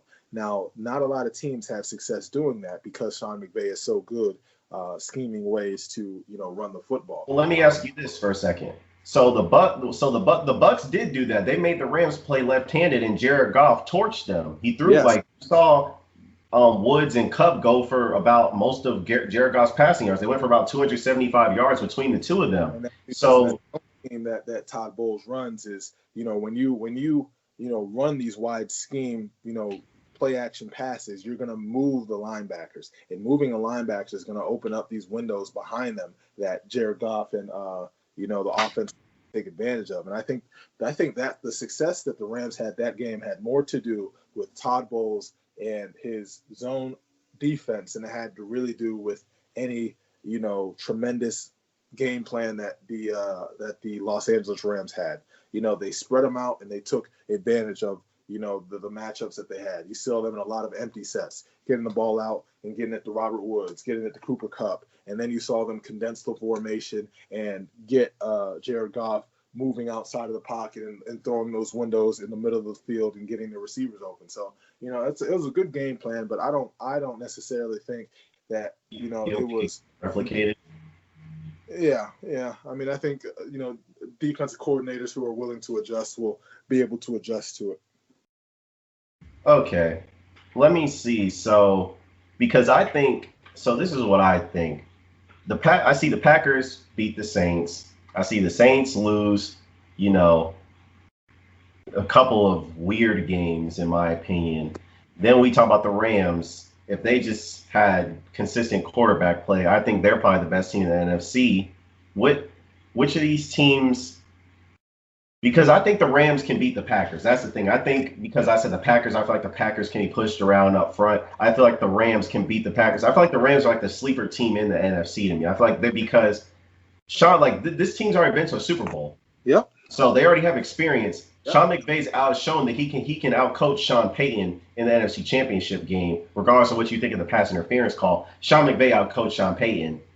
I think the Rams are a real sleeper team in this whole playoff picture. Like however you slice it, I think they have the best defense in the NFC. They have solid weapons around Jared Goff. They have a play caller and a head coach who knows what he's doing and has Super Bowl experience, regardless of the fact that he got, outcoached and embarrassed by Bill Belichick. So do you think the Rams can go to the Super Bowl? Do you think they're a Super Bowl contender? Because I think some people don't think that they are, but I think that they're a sleeper team as far as the NFC. Absolutely. I mean, they have the formula, they have the experience, they have the head coach to do it. They've done it with Jared Goff already, albeit they had Todd Gurley when they did it last. But now they're still getting that same production from those three running backs that they're using down in Los Angeles right now. They're still playing strong defense. So yeah, I mean, I think they're an underdog and a dark horse in making it to the Super Bowl and coming out of the NFC because they play such great defense and because of Sean McVay. I don't foresee them having too much trouble outside of Jared Goff going rogue and being that terrible quarterback that shows up from time to time. But yeah, I would definitely say that they're favorites. I look at the Saints and I say the Saints have, been perennial powerhouses in the regular season, but once they get to the playoffs, it's a different story. I think last year would have been the year for the Saints to really do something. Unfortunately, they didn't get it done. This year, Drew Brees coming off an injury, that offense just isn't the same. Michael Thomas is still a very good receiver, but you see that ever since he's come back from that injury, the offense doesn't have that same spark that it once did. You look at the Green Bay Packers. I think it's between the Packers and the Rams. The Packers are still a strong team, but it'll be interesting to see these two teams match up against each other. I think that would be, one of the premier games of the NFL season, is because you're matching up offenses that aren't that similar. You have a big play offense in Green Bay with Aaron Rodgers at quarterback, and you have a more conservative offense with Jared Goff and the Los Angeles Rams that are predicated on the run game. Even looking forward, looking at the wild card, the last team that we didn't mention is the Arizona Cardinals. And the Arizona Cardinals were looking like a legitimate, force in the NFC up until 4 or 5 weeks ago. And we saw on them. Huh? Say what? I wasn't sold on them. I think the Cardinals and the Dolphins are like the two teams I see they're a year away, because I just don't think they have the experience yet. Yep. And I think that Kyler Murray is an up and coming star in this league. I think that Budda Baker is the best safety in the NFL. I think that they have the pieces in place to have a strong foundation. It's basically just like you said against the Miami Dolphins. I just didn't expect them to fall off the cliff the way that they have these past couple of weeks. Losing to the Patriots, a one-dimensional Patriots team. Granted, yes, they still play good defense, but come on, Cam Newton, come on. Threw for like 80 yards. Come on, man. Come on. I'm still expecting a lot more out of the Arizona Cardinals and Cliff Kingsbury. I think Cliff Kingsbury has done a good job with this team, but I think he also struggles in certain areas like clock management. You see that clock management has come back to bite them in certain games, and that's just something as a head coach that you're just going to have to grow into and get better at. The other team in the NFC have we talked about all the NFC leaders? Have we talked about? Well, I mean, we've talked about all of them except the Washington football team, but you don't view them as a legitimate contender. So is there really even a point about talking any of these NFC East teams? Like, do we want to talk about the Washington football team getting in the playoffs? I do think that the Washington football team can go in and win a wild card game. I do not. With Alex Smith against either the Packers, the Saints, the Rams, the Seahawks, the Bucs, or the Cardinals, you think they could beat one of those teams? Yeah, I think they can beat the Cardinals, the Bucs, and the Seahawks. I think up front, I think their defensive line is underrated. Their defense is playing at a high level right now. So I mean, I think they can get it done if they're playing, like they are right now. Do I think they make it out of the second round? Absolutely not. But I think that they can go into a wild card and shock some people. I don't think the Seahawks wild card. I just don't think they have enough on offense to beat the Cards, the Bucs, or the Seahawks. I don't think they can beat any of those teams. I think their front can make it tough on those teams. More so probably any team, probably the Bucs, because they have a stationary quarterback. But other than that, I don't trust their offense with Alex Smith and whatever he's throwing to that's not Terry McLaurin. I don't trust it beyond Logan Thomas. Logan Thomas has proven himself to be. He's all right. Yeah, he's all right. He's socks off. To be productive at times. Yeah, Antonio Gibson. They have a good run scheme. They have, he's hurt, but no, they can do a little bit. I'm not going to completely invalidate their existence. Yeah, they're not trash. I'm not saying that, but when we're talking about these other teams, I can make an argument for these 6 other teams potentially contend. The Washington football team, I can't make that argument. I see them; they're a one and done team. Whoever comes up the NFC East, to me, they're a one and done team. That's how I view it. I just think they're a passing of the wind. They're passing gas. They're okay. So clearly, we need to get to the heart of the matter as far as where we disagree, because clearly I know we're going to disagree on this. We need to talk about my Eagles. I need to know what's going on, Toby, because this Jalen Hurts stuff, I'm not sold on it. People are overreacting like I knew they would. Yes, Jalen Hurts beat the number one defense. I give him credit. I'm not going to take it away. But everyone's overreacting. This guy threw for 167 yards. He completed 56% of his passes. And he was more running back than quarterback, in my opinion. 18 carries for 106 yards. That's not going to last long in the NFL. This stuff just doesn't knock my socks off. I do agree that the Eagles had to bench Carson Wentz. I'm not going to sit up here and disagree about that. Although I do believe that the organization has flagrantly failed this man. But that's probably where we'll disagree. But what do you see? What did you think of the Jalen Hurts? I guess we should start there, because my thoughts on the Jalen Hurts pick was, I don't know what the Eagles are doing. This GM's a numbskull. He just doesn't know what he's doing. He doesn't know what he's doing. That's just how I view it. You talk about, you just paid this guy Carson Wentz. Well, first of all, let's go back. Carson Wentz makes the playoffs. He gets cheap shot in the back of his head by Jadeveon Clowney. Yada yada yada. He's the first quarterback to throw for 4,000 yards without a 500-yard receiver. You go all of free agency, don't get a wide receiver. You go into the draft, you have the option between Jalen Reagor and Justin Jefferson.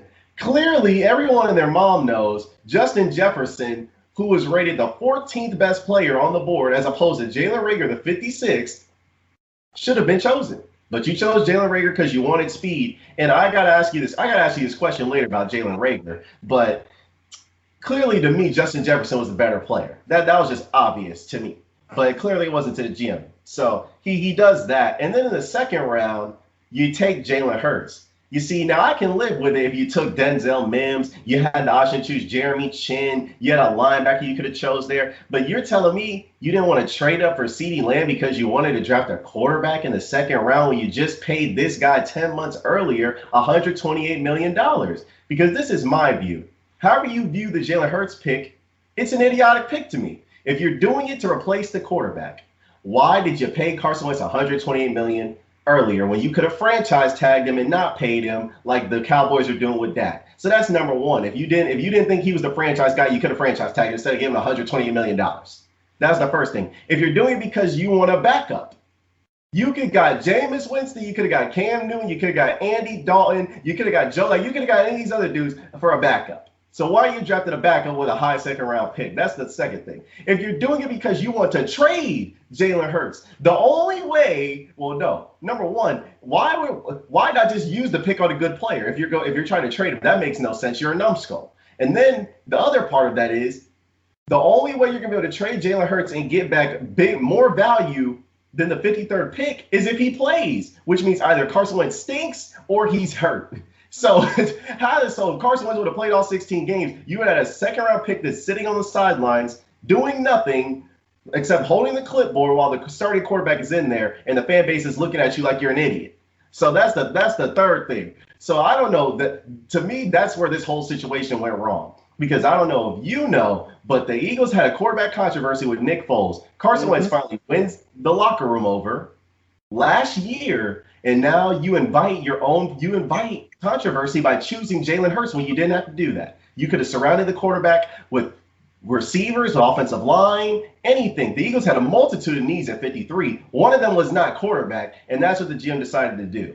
So please tell me why you think this was a good pick, because I just don't get it, and I still don't get it. I don't agree with it.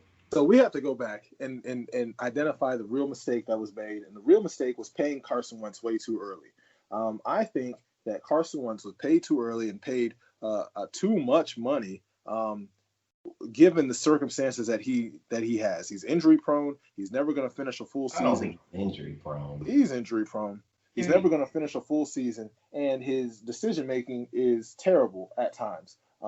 I think that the better course of action would be, like you said, franchise tag him. But the predicament that they were in was they had a quarterback that they really liked. They had a quarterback that they thought could be their quarterback of the future. And the difficult thing in the NFL is when you have a guy like that, you want to keep him around because there's just not many good quarterbacks in the NFL, and that's just the fact of the matter. So when you got a guy that you think can turn into the man, you are more likely to try and secure him long term to see that plan come to fruition. Now, I think that's where initially that's where they erred at. Now, going to the Jalen Hurts pick back in April when he was picked, I said that this is a great fit for Jalen Hurts. Obviously, the GM was not confident in Carson Wentz. Otherwise, he would have. It's either that the GM was not confident in his ability to stay on the field, and that's why they got Jalen Hurts, or he was not confident in Carson Wentz's ability to be a premier NFL quarterback, and thought that, hey, I'm gonna just take Jalen Hurts, and then we'll see what happens, which is basically what they did. Now, you mentioned the Jalen Reagor pick.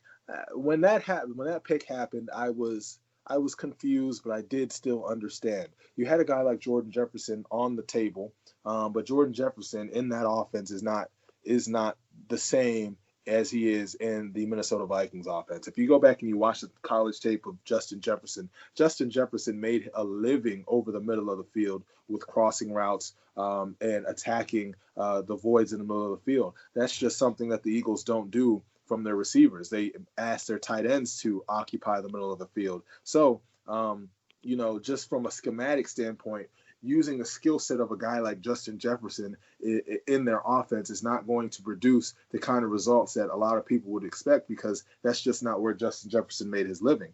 A lot of what the Eagles do is they maintain the receivers and keep them on the edge. You see Travis Fulgham. Travis Fulgham was having great success on the outsides. You see Alshon Jeffrey. When Alshon Jeffrey was on, he was making plays on those back shoulders, on them dig routes, on those post routes.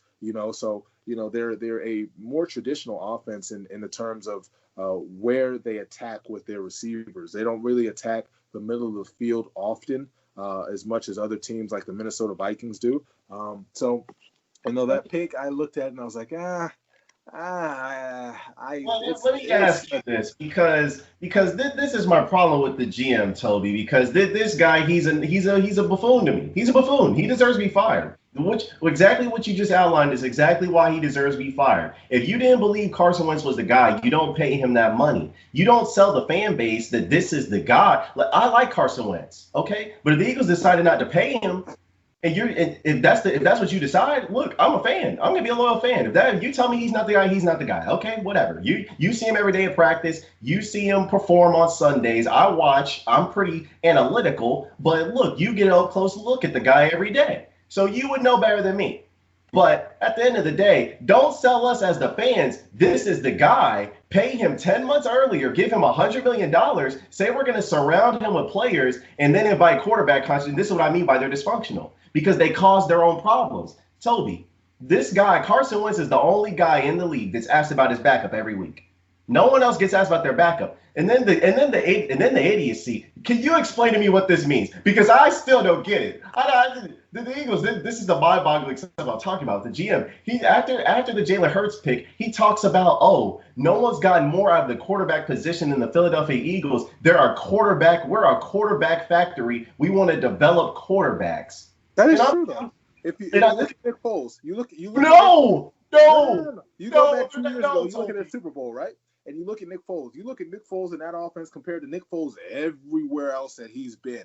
It's a quarterback-friendly offense. So quarterbacks are going to have success in that offense. Hence why Carson Wentz had so much success early on. Now you see Carson Wentz struggling. Now I don't know if it's the departure of Frank Wright that has caused all this dysfunction, but traditionally, Doug Peterson's offense is quarterback friendly. You see that Nick Foles had tremendous success in that offense. You see Carson Wentz had tremendous success early on in that offense, and now you're seeing Jalen Hurts. He's coming into his own.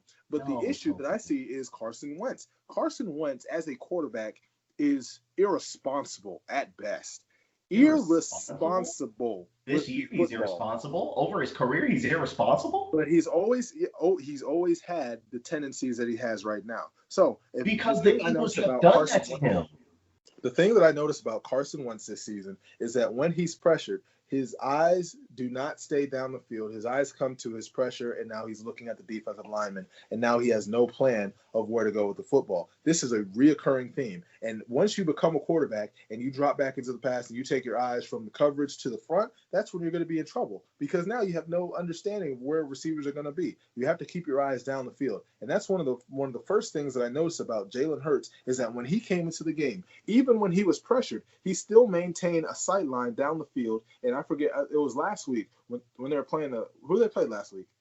They played the Saints, and you're talking about the play where the rusher came on free on fourth down and he threw a touchdown. Yes, that's just one example of him keeping his eyes down the field, and that's something that Carson Wentz consistently is not able to do. And I don't know what the reason is, but you see that this is something that he's had his entire career.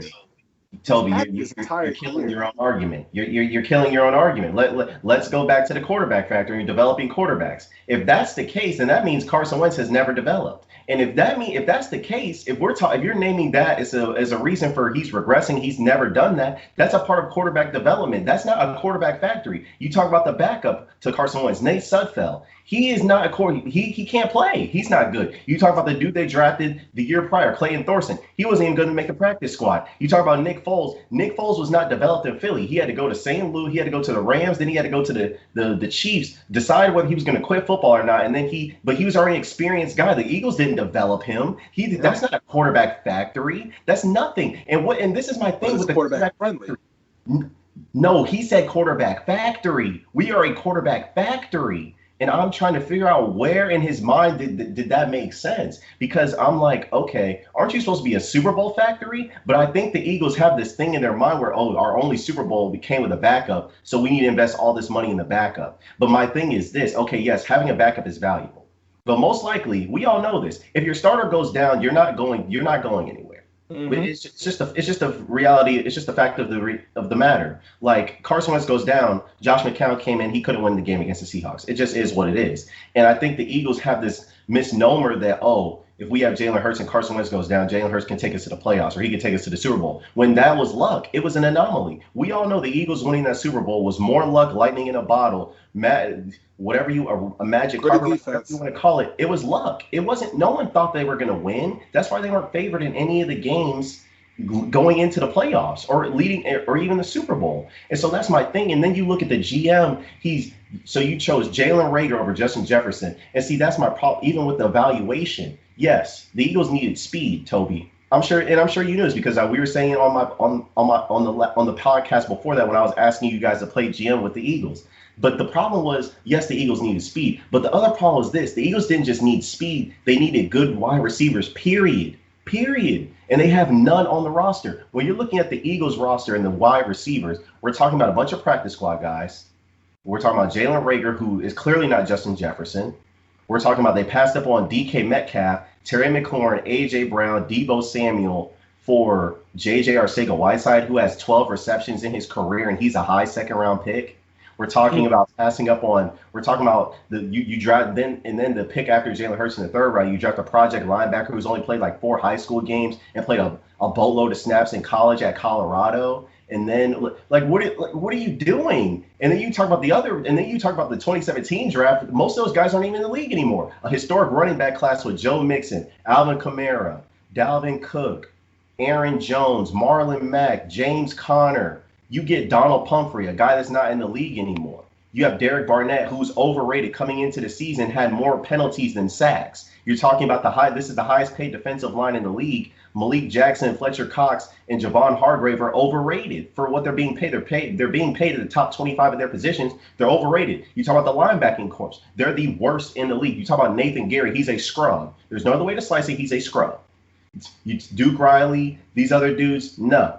You have Darius Slay, yes, but I'm sure you can evaluate the Eagles roster and look, the rest of their corners after Darius Slay are slot corners. You're talking about Vontae Max, 5'9", playing outside, Nickel Roby-Coleman, slot corner, Craig Jane. Like, what are we talking about here? And then the safety position, give me a break. Rodney McLeody's out for the year. You drafted Kayvon Wallace, but he's not playing. You're talking about Jaquan Jarrett and like what? And then Jalen Mills, he's a bum. Like he's not good either. Told like come on now. Like and then you look at the receivers. Like give me a break.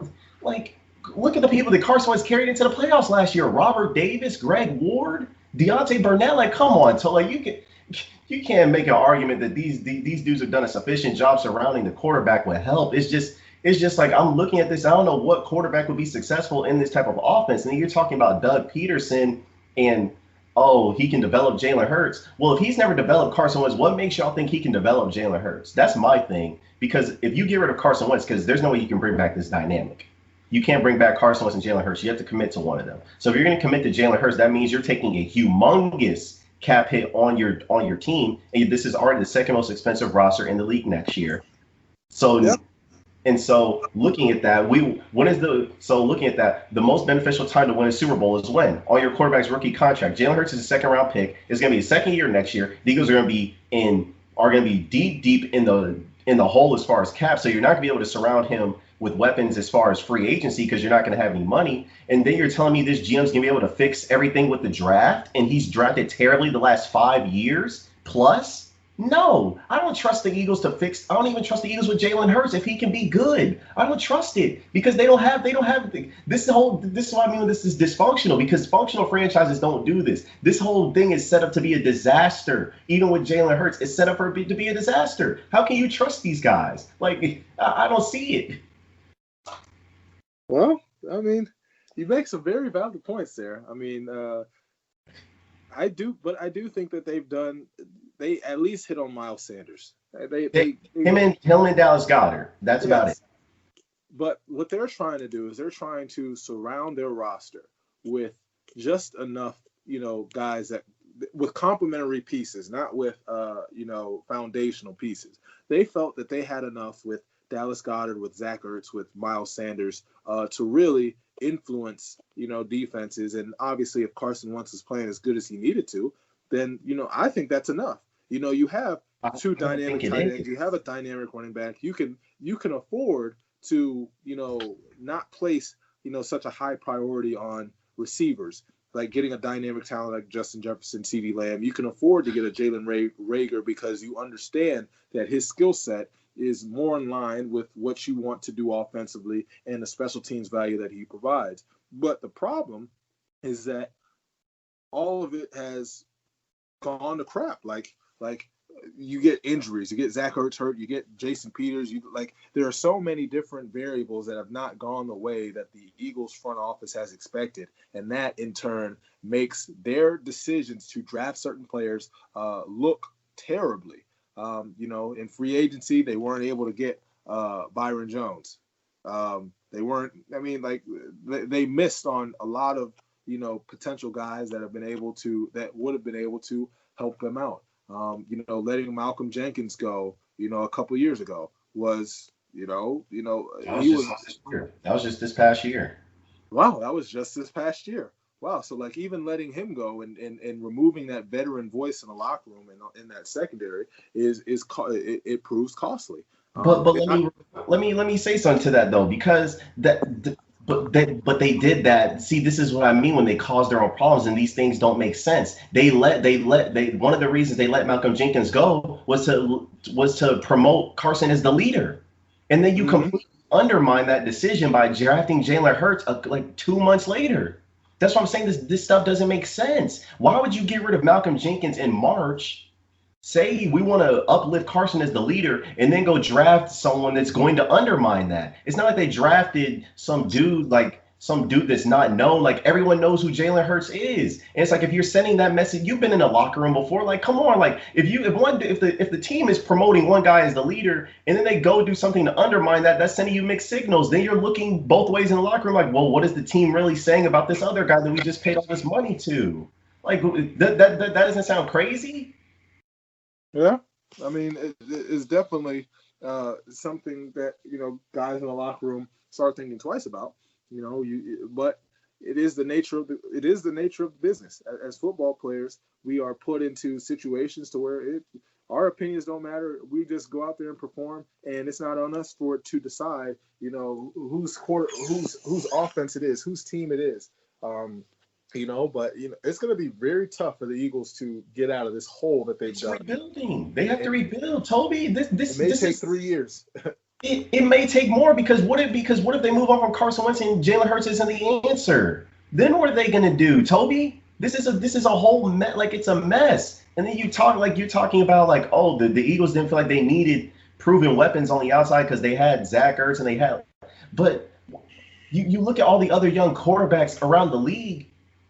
They've all been given elite weapons. You talk about Kyler Murray's been given DeAndre Hopkins before DeAndre Hopkins got traded. Deshaun Watson had DeAndre Hopkins. You talk about Josh Allen, they gave him Stephon Diggs. You talk about Baker Mayfield, they gave him Jarvis Landry, David Njoku. They gave him Austin Hooper, and they gave him Odell. You talk about Jared Goff, they traded for Sammy Watkins. They had Brandon Cooks. They had Cooper Kupp. They had Robert Woods. Todd Gurley was an MVP candidate. Like, you look at all these other young quarterbacks, and then you talk about the weapons that Carson Wentz has had: Paul Turner, Bryce Treggs, Dorial Green Beckhams, Torrey Smith, Mike Wallace, Kamar Aiken. Like, come on now, Toad. Like, give me a break. Yeah. Like, give me a break. Like, what quarterback's gonna be successful with those weapons? And yes, he had an MVP caliber season with those guys 2017, and that's great. But those guys clearly have regressed. If you're saying Carson Wentz has regressed, you can't make an argument that any of these playmakers are any better. Like, Alshon's old, and even to pile on Alshon, I know we were talking about this before the show started, but Alshon, he openly criticized the quarterback. He openly bashed the quarterback to Josina Anderson, and the Eagles rewarded him with guaranteeing his contract. They didn't get rid of him. Just think about when the Seattle players were talking crazy about Russell. They got rid of those guys. The Eagles didn't do that. They kept Alshon Jeffrey around, and they guaranteed his contract. That looks like a terrible decision. Like, they haven't done the things that you would do to support a franchise quarterback. What am I supposed to think about that? Am I supposed to believe you're going to do that with Jalen Hurts now? What if someone talks crazy about Jalen Hurts? Then you're going to keep them around and give them a contract extension? Is that what matters more, your cap situation or your culture of your team and supporting the guy? Very true. That is that's a great point. So they need to figure out what their identity is going to be, and really surround Carson Wentz if he turns out. I mean, they're stuck with him, so you might as well make him be the guy. So I think that the thing that they're doing now is they're just giving Carson Wentz a time to relax and reboot and recharge and just because him playing the rest of the season is not going to help him be a better quarterback. So you might as well get somebody else in there who can pass the time, and that is Jalen Hurts right now. So I honestly believe that Carson Wentz needs a change of scenery because after that successful season that he had, what was it, 2017? Yeah, after that 2017, successful year, it's been nothing but controversy. It's been nothing but, a quarterback a duel, locker room disagreement, So, obviously Carson Wentz has put himself in a position to where he may not be as well received by his teammates as he thinks he is or he desires to be. So a change of scenery might actually do him very well to where now he's in a new system. He doesn't have the pressures of living up to these high expectations that, living and playing in Philadelphia brings. And, it really gives him a chance to just restart his career. But, in saying that, this also may give him that fresh recharge that he needs. Being benched for the last 3 or 4 games may just do that for him, give him that fire that he needs in the offseason to, dedicate to his craft and come back in 2021 more focused and more polished as a quarterback. I mean, so I think it's only time is going to tell. I mean, I think that they shouldn't have paid him that early, but that's over and done with. You're stuck with what you got, and trading him at this point, you're not going to get anything crazy for him. It's not like you're going to get 2 first-round picks. There's execs around the league that say they would give up adequate compensation for him, but I just don't see the thing. Even if you could get adequate compensation for him, if the cap hit that the Eagles would take is $33.8 million, and that's $12 million more that'd be the most in NFL history. That's $12 million more than the next closest player. I just don't see the Eagles doing that. But it's like if you determine, I don't see how you could determine Jalen Hurts should be the franchise quarterback after 4 games. But I just don't see how you can bring back this dynamic. And if you choose to bring back Carson, I don't see how you can bring back Doug. That's my thing. I don't see how you can bring back Doug. I think that relationship is done. I just don't see how it's salvageable. I don't think Carson and Doug work together. I just don't see it. And then So if you're going to get rid of Carson, then there's no real clear answer. That's the thing. Like keeping Carson is ideal because then you don't have him counting all that money against your cap and whatnot. But if you bring him back with Doug and with Howie, the GM, I don't. This situation is only going to get worse. To me, I don't see there's any way this gets solved without the GM being fired. That's first and foremost. He's an inadequate GM. He's not a football guy. He's never been played any sports, been in any football locker rooms. Because dudes who have been in NFL locker rooms would not do this type of stuff. It's just like these people, they're unqualified. They're numbskulls. Like this is what I mean when you're like this is football 101. It's like if you anoint a dude a leader, you don't go and draft another guy in his position. Like the Chiefs would not do that to Patrick Mahomes. They're not going to go draft Kyle Trask or something if he falls to the second round. They're not going to draft a Heisman Trophy winner potentially. Like the Bills aren't going to do that. And the thing, my other problem is this: like this is Carson's first bad year. He's had 1 year. He's been bad for 1 year, and everyone's ready to quit on him. It's like I just don't get it. Like he threw 27 touchdowns, 7 interceptions last year. He set an NFL record, and now people are ready to get rid of him, and his contract hasn't even started yet. Like the extension hasn't even started yet. It doesn't start until next year. Like I don't get it. Well, that's just something that is prevalent in a lot of front offices is dysfunction, is not being on the same page and not communicating to the same way that is enabling a team's success. And the Eagles are going to have to figure it out. They're going to have to figure it out real quick because Doug Peterson's going to be on a hot seat, coming up pretty soon here. If they aren't able to fix this until around next year, and Carson Wentz is unable to play up to his contract, it's going to be a trying time. It's going to be really unfortunate to see that the Eagles have fallen off the cliff from their Super Bowl highs of beating the New England Patriots, and then just 2 or 3 years later, Doug Peterson is gone. So I agree with you. I think that's the problem. Teams don't fall this fast unless there's dysfunction, there's bad drafting, or the quarterback is just trash. And all three have happened. The bad drafting has been going on for years. Coaching, it's bad right now, but it's not all Doug Peterson's fault. And then Carson Wentz, he's terrible right now. But this is he's one bad year. No one he can't have one bad year. Everyone's talking about trading him. So it's a mess. I just don't even. It's hard to watch. And then their games they're just so boring. It's tragic. Well, let me ask you this, because let's talk about some of the bad teams real quick. I want to ask you about the teams in the top 5.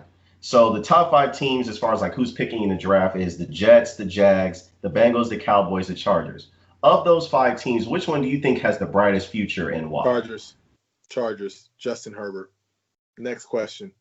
I think Justin Herbert is going to be a superstar in this league.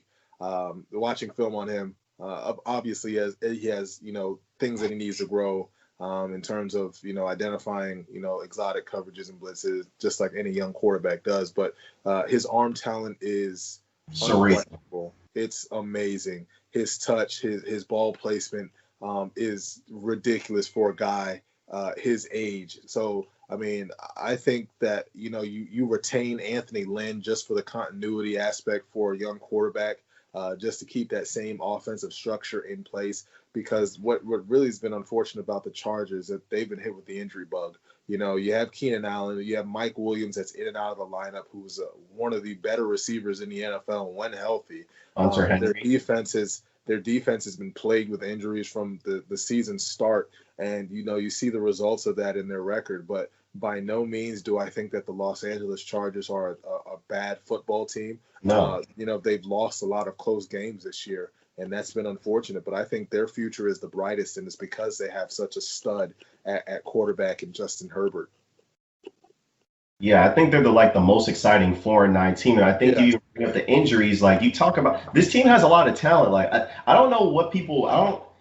I really like Justin Herbert coming out of Oregon. I don't know why everybody else didn't like him. I mean, he didn't play with NFL quality talent, but you could clearly see, and he was playing in a very simplistic offense. I think you can say as far as like what Oregon was doing, as far as their program and whatnot, and their offensive scheme. It was very simplistic. It wasn't expansive. Didn't really allow Justin Herbert to do really much of anything that he's doing right now. So it was kind of hard to project. But you can see the raw physical tools as far as his mobility, his arm strength, his vision, his ability to read defenses and whatnot. But I like their situation overall. You talk about like the receivers they have on the outside: Keenan Allen, Mike Williams, Hunter Henry. And then you talk about their defense: Bosa and Melvin Ingram. Derwin James hasn't played yet, but when he plays, he's one of the best safeties in the league. You talk about Chris Harrison, Casey Hayward on the outside and whatnot. I think this team's going to, I agree with you. I think they're the team that's going to be set up for success the best. And so I have Cowboys listeners, so I have to ask these ridiculous questions, even though I don't want to. What do you make of the Cowboys situation? What do you think they should do as far as Dak? What do you see like as far as like Mike McCarthy and whatnot? Like just overall takeaways like of what you see with the Cowboys and like what should they do as far as Dak? They need to invest in Dak Prescott. You see that Dak was the only thing that was holding this team together before his injury. They were a competitive team, and you see that since his injury, they have been just obliterated, and they are nothing like what the expectation was, and that has a lot to do with Dak Prescott. Dak Prescott was the glue to that team, so I don't think there's a question on whether or not you pay him. No, you pay him and you allow him to continue to grow into this mold of being your superstar franchise quarterback, because that is what he will become. And I was never high on Dak Prescott, in Dallas, but in his absence, that's when his true value has been shown to me, because of the lack of competence that they're able to have as a team and as an offense without him. And you turn the reins over to Andy Dalton, an established quarterback in the NFL, and he's still not able to do anything. So that, I think that just speaks to how special of a player that Dak Prescott actually is. And I think he's getting more and more respect around the league because of his absence, because of this injury, and now people are really seeing his value. Defensively, they are undisciplined. They are undisciplined on defense. They are a shell of what they used to be. I don't know what Chris Richard has going on there, but their front. No, it's not. It's Mike Nolan now. Oh yeah, Mike Nolan. Richard and Rod Marinelli are gone. Yeah. Mike Nolan. I don't know what Mike Nolan is doing, but that front is not, isn't as dominant as what they've been in the past. Jalen Smith is inconsistent at best. I never believed that he was a top linebacker, but they paid him like it. Leighton Vander Esch is a solid linebacker, but he's often injured. So, and their secondary really has no identity. So, they have a lot of issues. Offensively, they'll be fine once they get Dak Prescott back. They need to reinvest in the offensive line because, a lot of those guys are old or retiring, and they just need to reinvest in that offensive line and get back to what they were doing early on, in 2017, 18, and 19, running the football, and then using Dak, in the pocket and getting the ball down the field to guys like Amari Cooper, who, you kind of forget he's even still there because of their lack of use for him. They have three dynamic receivers. Michael Gallup is a tremendous leaper, able to high point footballs. They have CeeDee Lamb, up and coming star as a rookie receiver, and then obviously you have one of the best receivers in the NFL, and Amari Cooper, who was unable to play to his potential because of the restrictions that he has in his offense and the limitations that his offense has. So, I think going forward they'll be all right because they'll be able to do enough offensively with Dak Prescott and the weapons around him to compensate their porous defense. I think they need to reinvest in the offensive line and obviously reinvest in a defense. So that's what I think that needs to happen. But do you think that they will pay him though? Because they're not going to pay him for a catastrophic injury, and there's no question. I think they do, but Jerry's not going to do that, Toby. He's not going to pay him coming off a catastrophic injury. He's going to get franchised again, and then at that point, they're not franchising it. Like the franchise tag this year is $37 million. Okay, you're not going to do that again for $53. At that point, you're going to have to pay him and whatnot. And the other argument I think people will use against Dak is in his last 17 starts, he's 6-11. He didn't win the division last year. He couldn't beat Carson Wentz with a depleted injury bug team, and he had his full squad. the year before in 2019. I think that's a strike against him and whatnot. But I think this year I agree with you. Like in his favor, you see how the team is just falling apart.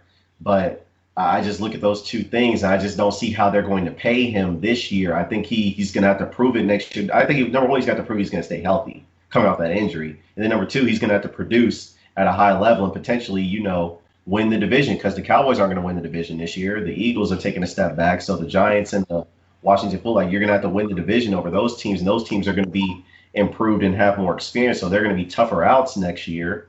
So this is why I say you have to pay him, because they went through this whole process this past offseason saying, oh, we're not going to pay him. We're going to bring in Andy Dalton, and Andy Dalton's going to be our savior if Dak either gets hurt or Dak struggles.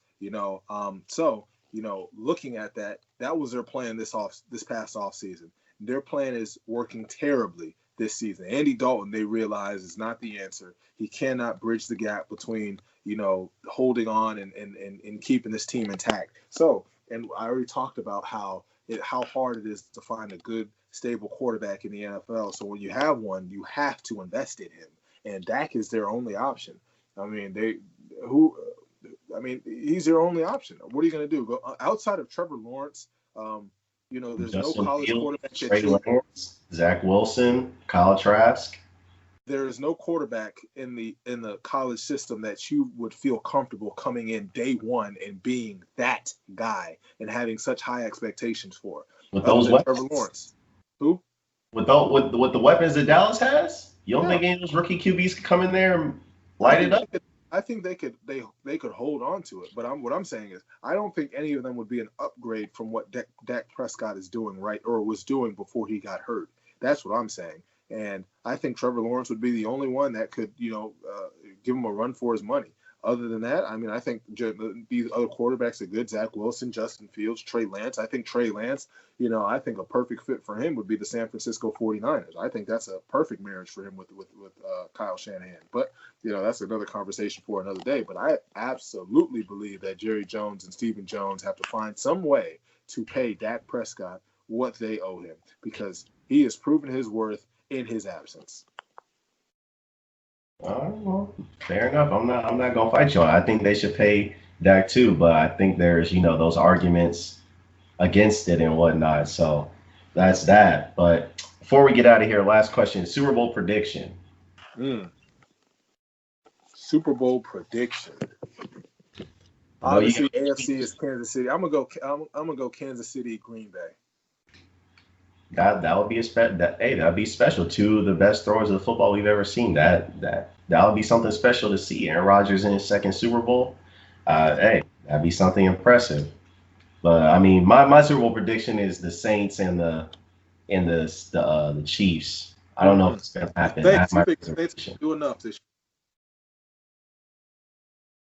You think the Saints are going to do enough or have enough to do it? I'm losing faith. That was my prediction at the beginning of the year. I'm losing faith in the Saints from what I saw against the Eagles. I guess they were just caught off guard because they only had a half of film on Jalen Hurts and whatnot. So I guess they were just caught off guard and whatnot. But the Chiefs and Saints play this week, so we'll see if it's a potential matchup that we can look to later down the line. But that I'm gonna try to hold in there, but I'm losing faith in the Saints by the week, because especially when Drew Brees hasn't been activated off of injured reserve yet, I'm just like, this is the same story as last year. He was hurt, missed all the time, he came back, then they lost. So it's looking like the same story is going to be writ again about them. It doesn't look good.